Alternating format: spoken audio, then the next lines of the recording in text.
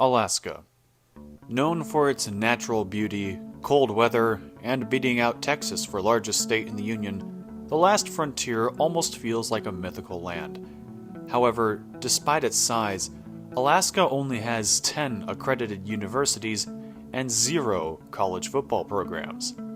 Until, that is, the appearance of Hobart Bay University. What could possibly possess someone to place Alaska's first college football team in a town with a population of 1 is a mystery the world may never solve. But nevertheless, the news of Alaska's inclusion into not just the college football ranks, but the FBS ranks, excited the nation. Granted, no one expected Hobart Bay to burst onto the scene, and their first recruiting class didn't change that. Managing to capture a trio of 3-stars in receivers Dallas Ross and Gio Saria, and defensive end Michael Wallace, was certainly more than anyone expected though, and it gave hope for future recruiting success. As the heat of August began to die down, Seattle, Washington became host to the first ever Hobart Bay game. And on the very first play from scrimmage, hand off to Gaskin. Gaskin stiff arms a man and has space. Miles Gaskin. Can Fitzpatrick get him? No, he can't! Miles Gaskin all the way for a 73-yard touchdown on the first play of the game.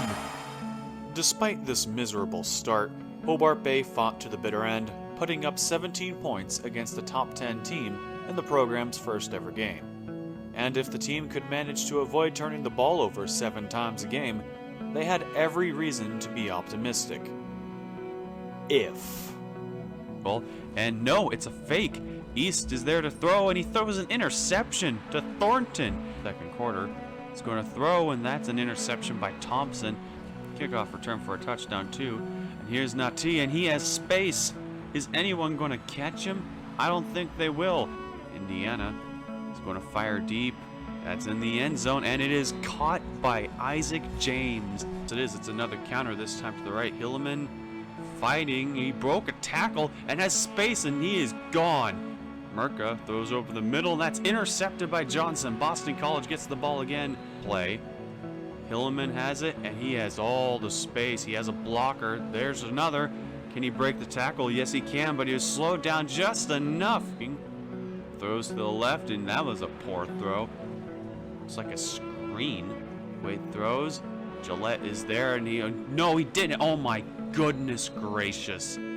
In their next 2 games, the Ones managed to turn the ball over 11 times, losing by a combined score of 108-14.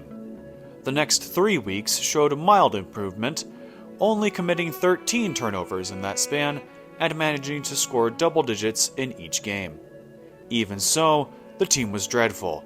And up next was a surprise team in the college football world, the Texas Tech Red Raiders.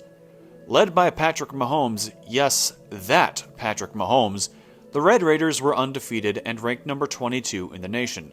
However, it was not Patrick Mahomes that stole the show. No, it was Zach East, Hobart Bay's backup, who made his first start that day. Going 14 for 20 with 216 passing yards and another 100 yards on the ground, the junior from Bethel, Alaska put up the best performance by any Hobart player all year. But despite their best defensive performance, and tying their best for fewest turnovers in a game, the Ones fell short, losing by 14. But doing so against a team as dangerous as Texas Tech made them feel like they were primed to explode. The Ones would fall in Houston the next week. And then... East fires. Dallas Ross has room, and touchdown Hobart Bay! And he fakes the handoff to Howell. East runs. Touchdown Hobart Bay! 40 seconds left. Another read option. East has space, and touchdown Hobart Bay! Now 4th and goal. East stopped him. No, they didn't! Touchdown Hobart Bay! They keep it conservative. They're sending pressure. Fires. And it's... Snap! Hold! Kick! Is through! It's through! The world of college football looked on in complete shock as a first-year program defeated a Power 5 opponent, and one that was fighting for bowl eligibility too. And then, they did it again.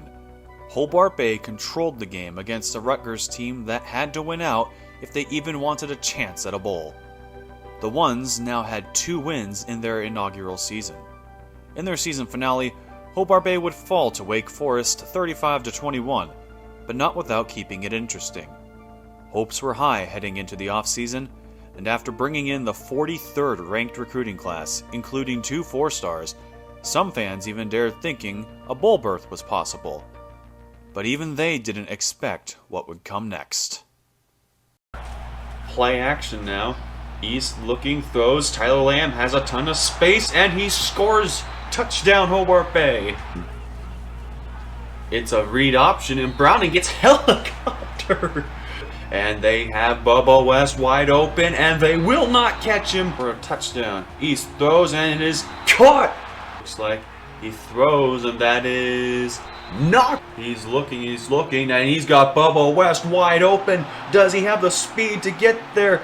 He's being piggyback. Kick is up, and that one, ladies and gentlemen, is an all-time shocker. The Sunday before the NFL season started, a day when no football would air except for this very game, the second-year program defeated the second-ranked Washington Huskies, the national runner-up from the previous year. Immediately, 2 questions dominated the college football world. Is Hobart Bay legit? Or is Washington just overrated? The next 5 weeks seemed to suggest the latter. With losses to Oregon and North Carolina, a close win over Cincinnati, a dominant win over an awful Washington State, and a close loss to Arkansas, Hobart Bay appeared to be an average Power 5 team. Still on track for a bowl, to be sure, but not someone an elite team should lose to. But Hobart Bay would not settle for average. The Ones proceeded to rack up 7 straight wins, all against Power 5 opponents. This included a dramatic road win over number 16 Mississippi State, where the Ones drove 75 yards in 15 seconds, and then risked it all on a 2-point conversion, which they converted for the win. Hobart Bay ended the year 10-3 and ranked number 15, while Washington would win the Pac-12 and make the college football playoff. They lost in the first round, while the team they beat in the conference title game, UCLA, beat Ohio State and Florida State to take the crown. In the offseason, Hobart Bay's home stadium finally finished construction. What's more, while the Ones originally intended to join the Mountain West in year 3, the Pac-12 decided to extend an offer to bring the Ones into the Power 5 immediately, an offer Hobart Bay promptly accepted. Hobart Bay's 3rd season featured a brand new starting quarterback, true freshman Zafir Stupinski. But in only his 3rd game, he went down with injury, and Hobart Bay started off 1-2. Facing 2 games without his starting quarterback and having no confidence in any of the backups, head coach Greg Perkins II instead opted to put in fullback R.C. Wilson and just run the ball every play. And somehow, it worked. A stingy Hobart Bay defense allowed only 14 points against Cincinnati and against Arizona in regulation. The Ones would beat the Wildcats in overtime. From then on, Hobart Bay rolled through their schedule, once again knocking off number 10 Washington, and even pulled off a 100-point performance against Washington State, led by cornerback Gerald Williams and wide receiver Bubba West. In their first year as a Pac-12 school, Hobart Bay not only won the North Division, but they would defeat the defending national champions in the conference title game, securing a trip to the Rose Bowl. Ranked number 7 in the nation, the Ones were ready to take on Penn State in the granddaddy of them all. Stupinski looks, and that's intercepted by Barclay. Stevens keeps this one again, and scores up the middle. Sends 2 men. And that's caught by Rivers, and Rivers fights his way in for a Penn State touchdown. Time, toss left. Trey Regis has space. Hobart Bay is on the board. For a scorer, Stevens finds Kevin Rivers in the back of the end zone. Punt formation here. Toss left. Trey Regis trying to make some men miss, and he does.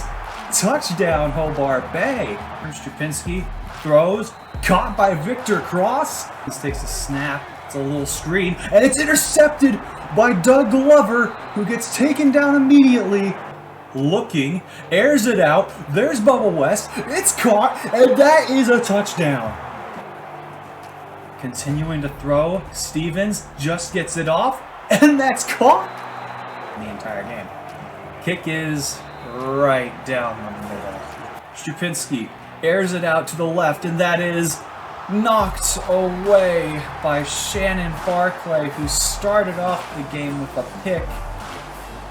And the Rose Bowl is over, and Penn State wins it. A crushing defeat in the moment. But in the long run, this experience would prove invaluable to the program. With virtually all starters returning the next year, it was time for a playoff run. The year started off with two incredibly weird events. First, Hobart Bay's home announcer, Justin Winter, was arrested while on vacation in Canada for stealing maple syrup. He would eventually be cleared of all charges, but not before the season had almost finished. Second, a familiar face strolled into town for Game 1. Steve Murka, Hobart Bay's first starting quarterback, somehow managed to land the starting job at Maryland. He transferred to the JUCO level after everyone realized he sucked with a great suckiness, even for a one-star player. How he became a starter at a Power 5 school is still a mystery. Regardless, his ineptitude helped lead Maryland to a 38-7 loss, where Maryland's sole touchdown was scored by the defense. It was week 2 where Hobart Bay would really be tested, and tested they were. Down 14 in the fourth, the Ones gritted their teeth and managed to pull off an improbable win against the number 1 Ohio State Buckeyes. The following week, Hobart Bay would face the new number 1 on the road, the Miami Hurricanes. However, this time it was Hobart Bay giving up the comeback, and the storm surge of Miami led the Hurricanes to a thrilling 3-point victory. With a loss so early in the season, many Hobart Bay faithful lost hope for a playoff run. But Hobart Bay refused to give up. The Ones ran the table in conference play, defeating Washington again, this time in a 10-9 defensive battle. And with a blowout win over number 10 UCLA in the conference championship, Hobart Bay ascended all the way to number 2, clinching a spot in the college football playoff. And who else should be waiting there for them than Penn State? Early, he airs it out, and that is Craig Ostrander wide open. He's got space. Strupinski keeps on the option, cuts upfield, and scores. Hobart Bay is on the board first. Throws short, finds Bubba West, gets away from some defenders, breaks a tackle, and scores. Biek airs it out, and that is picked off by Gerald Williams. In the throw, finds Gio Sarga, and he gets into the end zone. Going goal line, Strupinski keeps, and he gets in walking left. He gets the handoff, goes up the middle, and fights into the end zone. One revenge win was sweet. But with Miami beating Florida in the other semifinal, a second one would be even sweeter. Allison looking for someone, and he takes another sack. Looking for a screen, Allison takes another sack. The number 1 pass offense in the nation just avoids a sack, and instead is intercepted by Jay Barber. Pinsky keeps, has some space, and goes into the end zone for our first touchdown of the game. Oh, it's 3rd down and long, and he takes a 4th sack. Airs it out, that's Gio Saria caught, and he gets chased down over the middle. Oh, Bubba West caught that. He's going to run away, and he coughs the football up. It's picked up by Michael Wallace, and that's going to be a scoop and score. Strupinski, oh, that's Bubba West wide open. He's in a foot race. Are they going to catch him? He stiff arms down to the goal line and scores. That's it, folks. That's a white flag. The fat lady is singing. Miami has given up. The original Hobart Bay recruiting class, which ranked 124th nationally, capped off their careers with a national championship. It was a testament of grit, endurance, and dedication. In 4 short years, Coach Perkins had established himself as one of the best head coaches in all the land. He could have named his price, moved to a school with more tradition and better weather. He could have done anything he wanted, but what he wanted was to stay. And what followed was a work of art. In year 5, Hobart Bay pulled off one of the most dominant seasons in college football history, winning by an average of 28 points. The only close call came against none other than number 6 Washington, where they had to come back from 17 down at halftime. But in their rematch in the national title game, Hobart Bay proved they weren't just lucky. There was really only one thing to hold against the season. I think you should win it, and wait, what? At this point, Strupinski, a 2-time national champion, could have entered the draft. Many thought he would. But he pulled a Tim Tebow and returned for one more year. Year 6 picked up right where year 5 left off, with big win after big win after big win. Tyree Nolan won the Heisman like he should have the prior year, and the ones were matched up against Florida State in the semifinal, an 11-2 team that lost in the ACC title game where they were ranked number 3 at the time. But so many other teams lost that FSU got the nod. Given the controversial nature of Florida State's inclusion, combined with Hobart Bay's dominance, this semifinal game was expected to be a blowout. Instead, the two teams from polar opposite ends of the country played one of the longest games in college football history, going 7 full overtimes. Over 2/3 of the game's points were scored after regulation, with Hobart Bay pulling it out. Washington's defense dominated a prolific Oklahoma State passing attack in the other semifinal, setting up the 4th meeting between the Northwest rivals in 2 years. The stage was set. Strupinski's final game, against a rival he had never lost to in his career, riding the 2nd longest win streak in college football history and 1 win away from the first three-peat since the 1930s. And then it all fell apart. Probably the last play, it's Demetrius Bryant, and he gets in for the touchdown. Oh, to the left, caught by Allen, and he is in for the touchdown. And he goes deep, and that one is intercepted by Alvarez. Schroeder gets Silva, and he is in with no one coming near him. So Strupinski airs that one out, and it is intercepted by Sanders again. Going deep, that one is knocked away by Tyler Alvarez. For someone to the left, intercepted by Payne. And Anderson does not get to him. He has open field, and Washington gets a pick 6 to end the 3rd. Something going. Strupinski throws another interception. This time it's Hicks. He does not get the block. Oh, he still breaks out of it, and he scores on a pick 6. Lead. Just going to hand it off to Demetrius Bryant. He's going to break a couple tackles, have a convoy ahead of him. He's going to score another touchdown, because why not? And this is Strupinski's final play of his college career. So Strupinski, his final play is a lob, and it's intercepted by Phillips. That is not the way you want to end your college career. One of the most storied careers in college football, a legend of the ages, threw up arguably his worst ever performance in his final game. A bitter, bitter end to an otherwise phenomenal career. With Strupinski gone, Hobart Bay had to start a new quarterback for the first time in almost half a decade. That new starter was Andrew Glessner, a junior out of Camden, Arkansas, the first starting quarterback to originate from outside of Alaska. Under his leadership, Hobart Bay continued to establish themselves as one of the elite teams in college football, though not with the same dominance as before. With close wins against Baylor, Washington, Washington State, and Oregon State, as well as a number of other games that didn't feel as dominant as the score would indicate, it felt like the ones were barely holding on. Cue the Boise State Broncos. Having joined the Pac-12 with Hobart Bay, the Broncos had quietly built themselves into a contender in the North.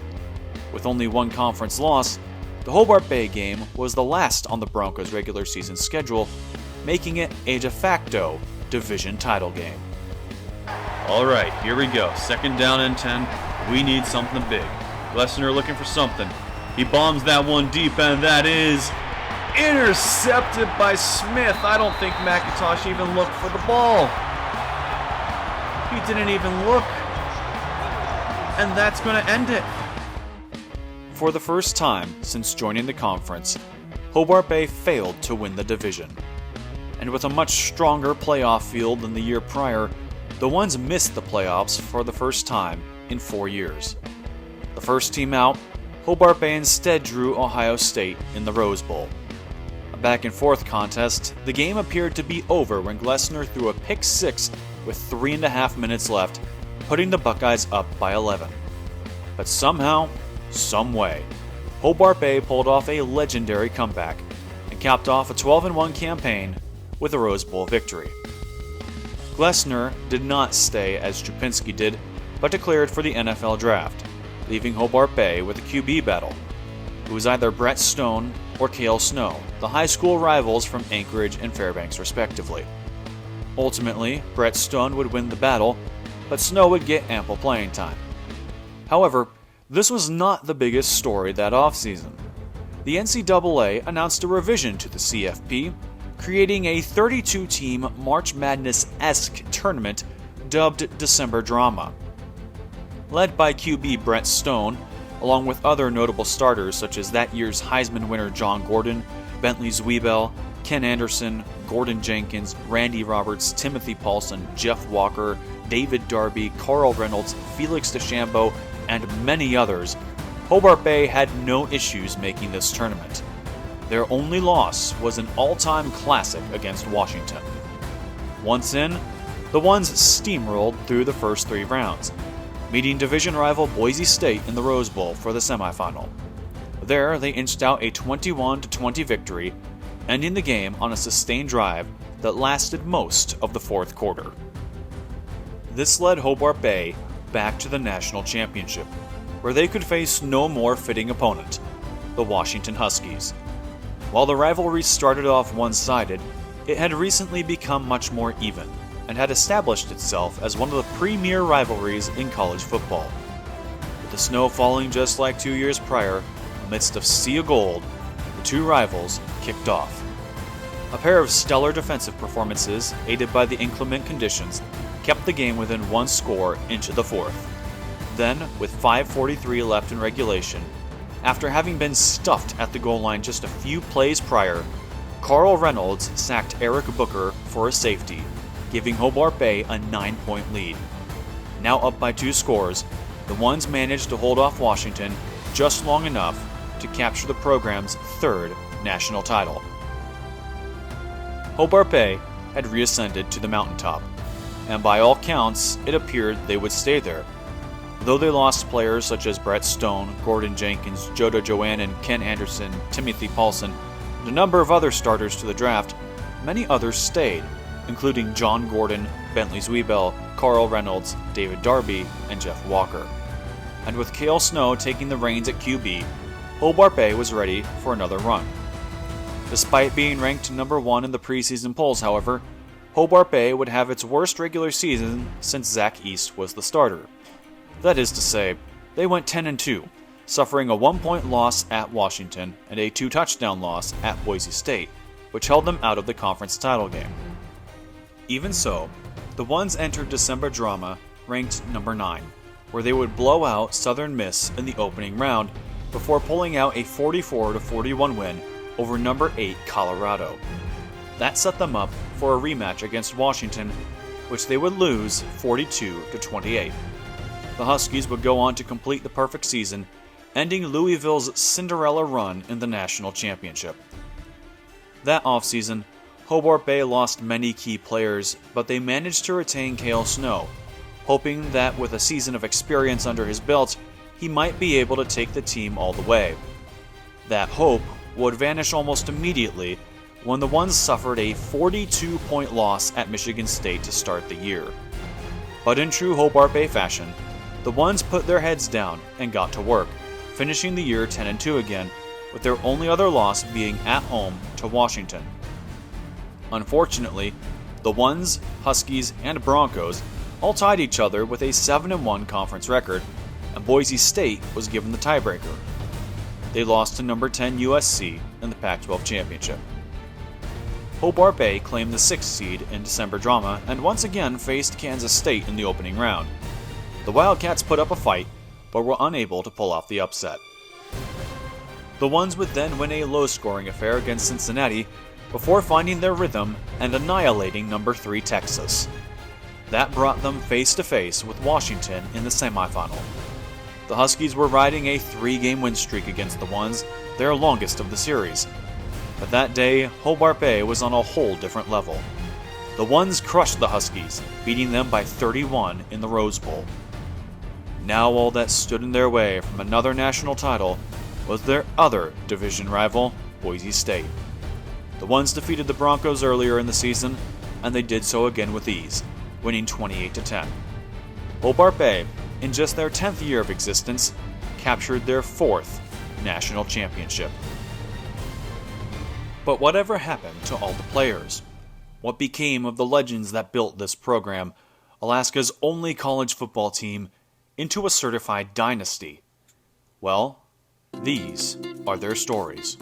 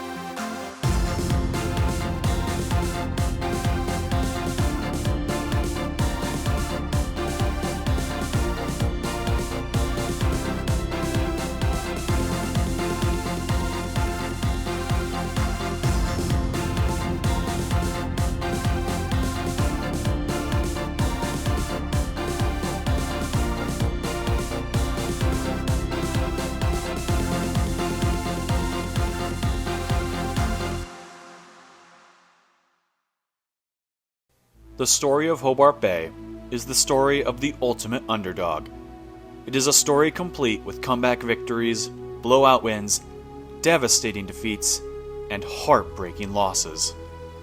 Through sun, storm, and snow, from the wilderness of Alaska to the beaches of Florida, in poverty and prosperity, Hobart Bay never gave up, never backed down, never quit. This school, built in the remotest of towns, thrust into the FBS after only 1 year of recruiting, whose first play from scrimmage was giving up a 75-yard touchdown run, managed to establish one of the greatest dynasties the game has ever seen, and all in the span of a decade.